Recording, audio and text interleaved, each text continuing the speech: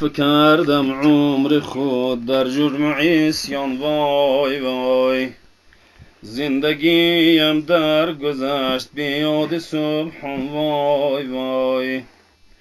سال و ماه و هفته و روز و شب و ساعات عمر خرج کردم بی عبادت های رحمان، وای وای. نه نماز و روزه شایسته آوردم بجا، نه نماز و روزه شایسته آوردم بجا، نه ترحم کردم بر یتیم، وای وای.